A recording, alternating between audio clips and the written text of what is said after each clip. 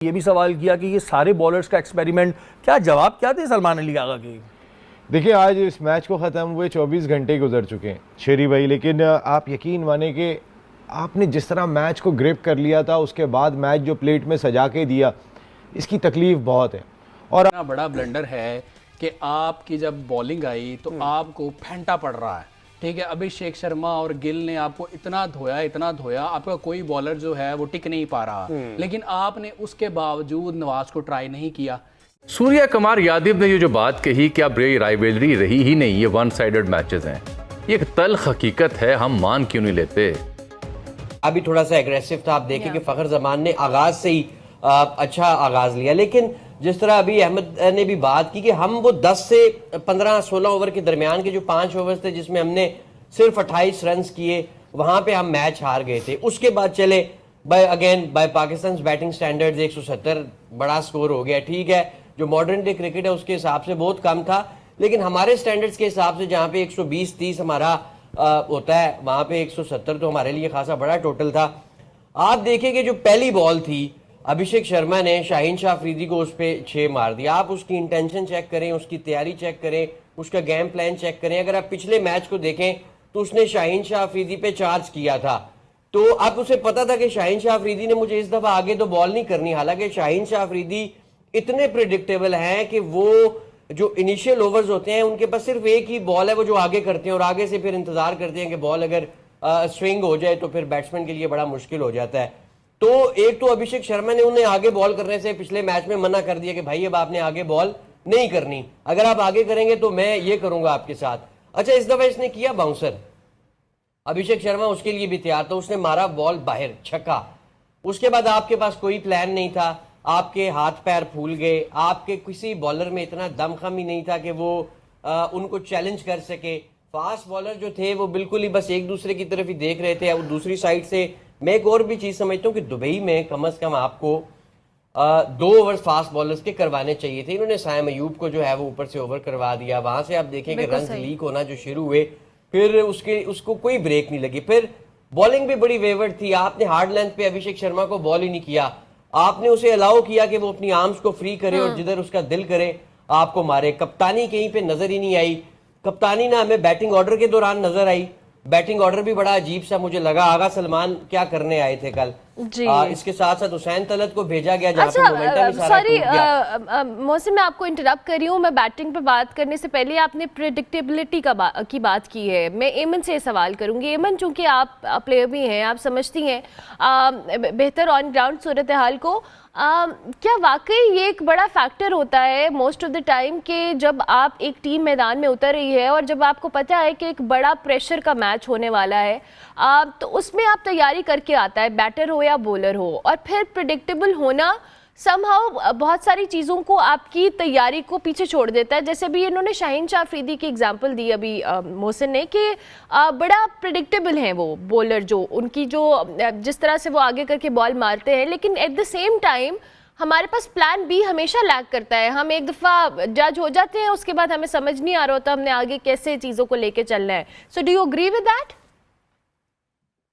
बिल्कुल, I absolutely agree. और शाहीन शाह अफरीदी के बारे में तो अब सबको ही पता है कि first ball in swinging yorker आएगा, और अगर उनको वहां पे स्विंग नहीं मिलता तो वो पाकिस्तान के अगेंस्ट ही जाता है most of the time decision. I remember कि मैंने 1-2 दिन पहले पोस्ट देखी थी जहां पे वसीम अकरम ने भी उनको सजेस्ट किया हुआ था कि शाहीन शाह अफरीदी को अर्ली ऑन अपनी लेंथ का ख्याल रखना है। देखिए, अभिषेक शर्मा ने उनपे फर्स्ट मैच में चार्ज किया था, लेकिन ऑन द सेकंड मैच अगर वो यही सोच कर आए हैं कि अभिषेक शर्मा ने मुझ पे आगे ही आना है, तो उनको इस बात को पता होना चाहिए कि क्रिकेट के अंदर एक चीज है गुड लेंथ।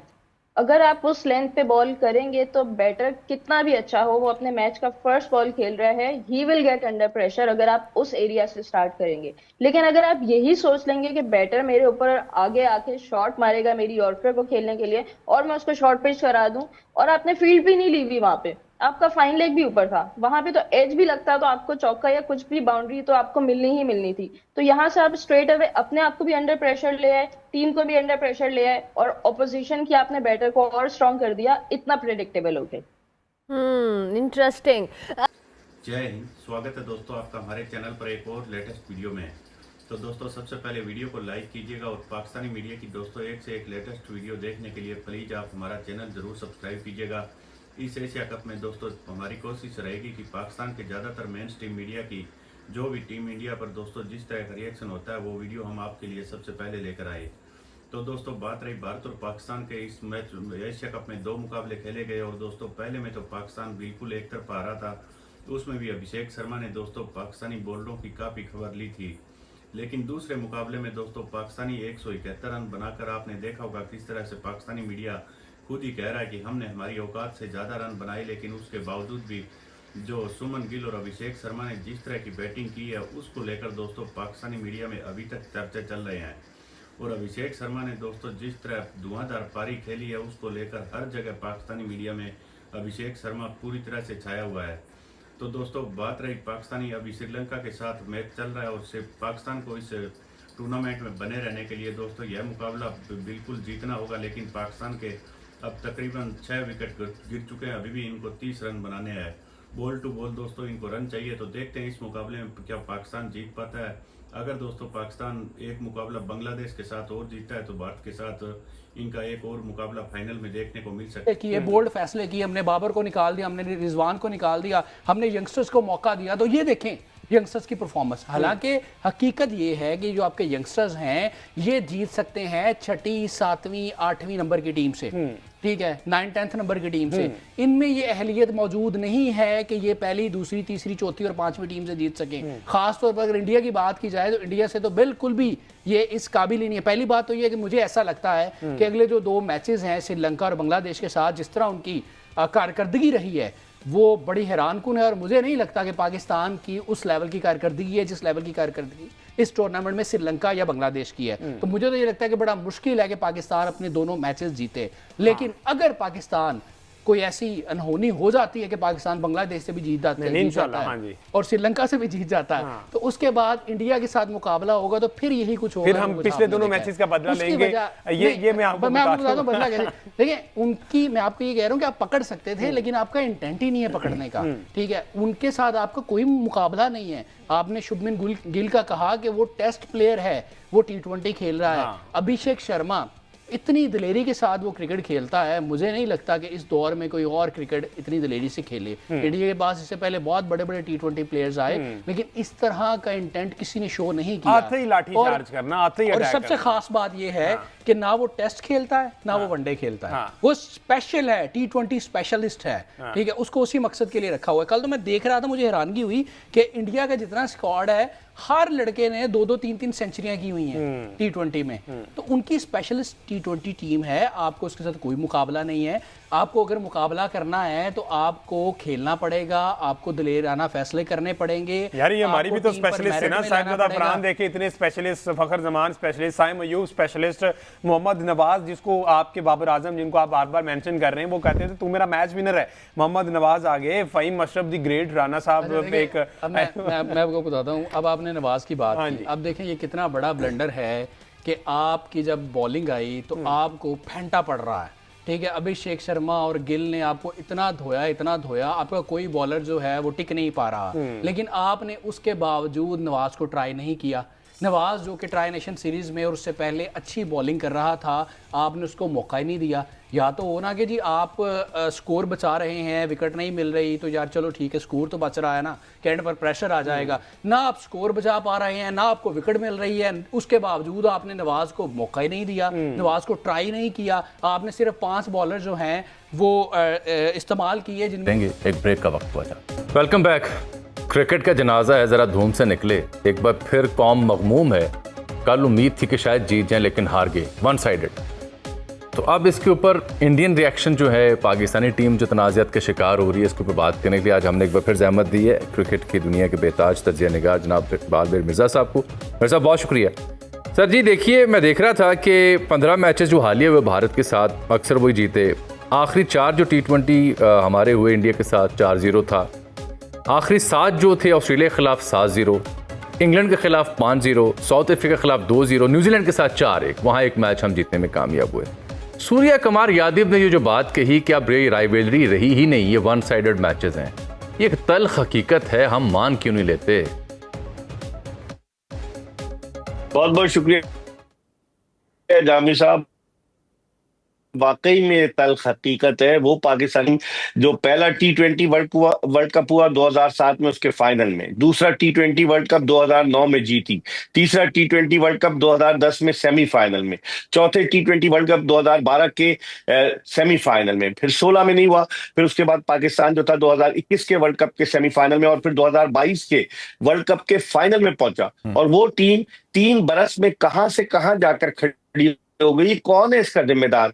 पाकिस्तान क्रिकेट जो है तबाही के दहाने पर आ गई है। हम एसोसिएट ममालिक से जीतकर खुशी के शादियाने बजाते हैं, पैगामात मिलते हैं वजीर आजम की जानिब से, पीसीबी के चेयरमैन की जानिब से कि बहुत बहुत मुबारक हो। आपने जो बताया जामी साहब, अगर आप देखें तो पाकिस्तान ने जो गुज़िश्ता मैचेस जो खेले, अगर आप उन मैचेस को देखें जो 23 मैचेस, बल्कि 21 और 2 भारत के खिलाफ 23 मैचेस जो पाकिस्तान ने खेले हैं, उनमें से कितने मैच जीते? 3 मैच जीते पाकिस्तान ने, जो तो उन टीमों के खिलाफ जो टॉप की टीमें जैसे भारत, इंग्लैंड, ऑस्ट्रेलिया, न्यूजीलैंड और साउथ अफ्रीका। हम किनको हरा के खुश होते हैं? बांग्लादेश को, वेस्ट इंडीज को या फिर अफगानिस्तान को। तो पाकिस्तान क्रिकेट एक ऐसी जगह पर, एक ऐसी बंद गली में आ गई है जहां से निकलना बड़ा मुश्किल नजर आ रहा है। और वाकई में अब पाकिस्तान क्रिकेट में ऑपरेशन की, सर्जरी की जरूरत है।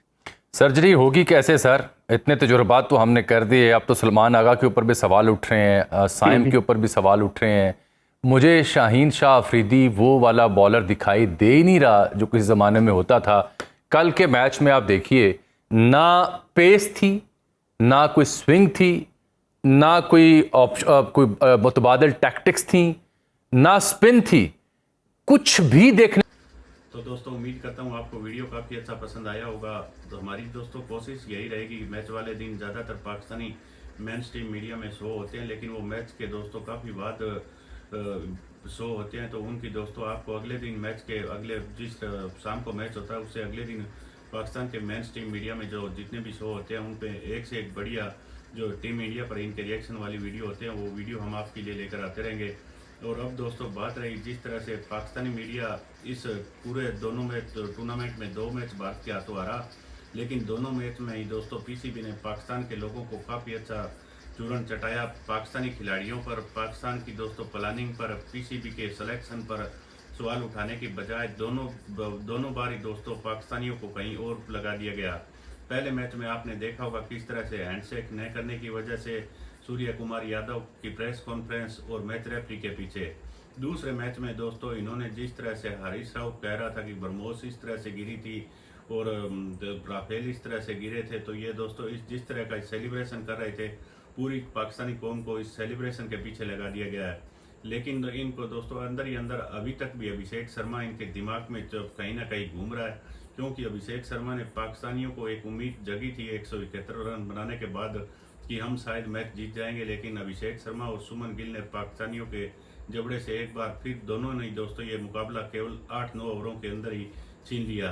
अब दोस्तों आगे आने वाले दिनों में देखते हैं कि पाकिस्तानी श्रीलंका और बांग्लादेश जैसी टीम को भी ये हरा पाएंगे कि नहीं। अगर दोस्तों ये दोनों टीमों को हरा देते हैं तो भारत के साथ 28 सितंबर को एक और फाइनल मुकाबला शायद देखने को मिल सकता है। उसमें देखते हैं पाकिस्तानी टीम किस तरह की खेल का प्रदर्शन करती है। वो दोस्तों दोनों के बीच में फाइनल में मुकाबला होता है, तो आपको क्या लगता है इस बार सबसे ज़्यादा दोस्तों पाकिस्तानी टीम पर भारतीय कौन सा ऐसा खिलाड़ी है जो पाकिस्तानी टीम पर भारी पड़ेगा?